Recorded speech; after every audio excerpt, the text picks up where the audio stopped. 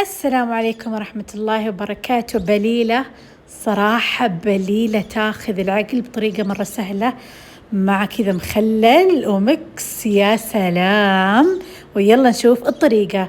أول شي هنا عندي حمص طبعا مجفف، حطيته وأصب عليه الموية. طبعا لازم تكون الموية يعني إلى فوق الحمص عشان يتنقع، ونخلي لمدة يوم كامل 24 ساعة.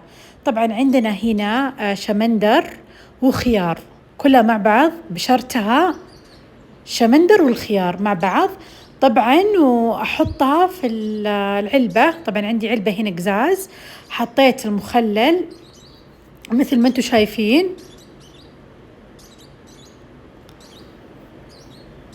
وأحطها تقريبا كوبين من الموية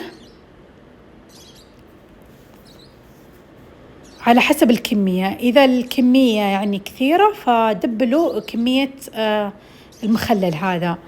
وعندي هنا كاسة من الخل الأبيض، وكمان عندي هنا ملعقتين كبار من الملح. عندي ملح ساسة أو ملح قصب عادي، وحركه مع بعض وأغطيه ليلة كاملة. طبعا لمدة 24 ساعة هو ولا الحمص أنقعهم مع بعض. طبعا بعد ما تنقع شوفوا كيف ما شاء الله تضاعفت عندي الكمية. أحطها بالقدر كهربائي، تقدرون تحطونه بقدر عادي. تشوف ما شاء الله تبارك الرحمن تضاعف الكمية، ويكون هنا نفسه مهروس نفس الحبيبات. ضفت عليه موية وحطيت شوية ملح وأخليه 30 دقيقة. طبعا أخليه حتى يعني ينضج. طبعا تقدرون تحطونه في قدر عادي وتخلونه لمدة 30 دقيقة على نار عالية. شوفوا ما شاء الله بعد ما نجح، شوفوا كيف ما شاء الله تبارك الرحمن.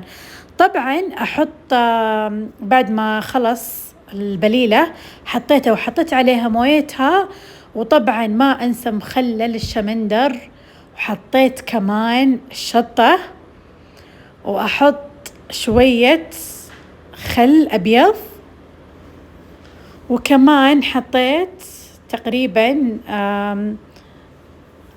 شوية كمون. وشوفوا ألذ بليلة في الحياة صارت جاهزة، مرة مرة سهلة ولذيذة، وبالعافية علينا وعليكم.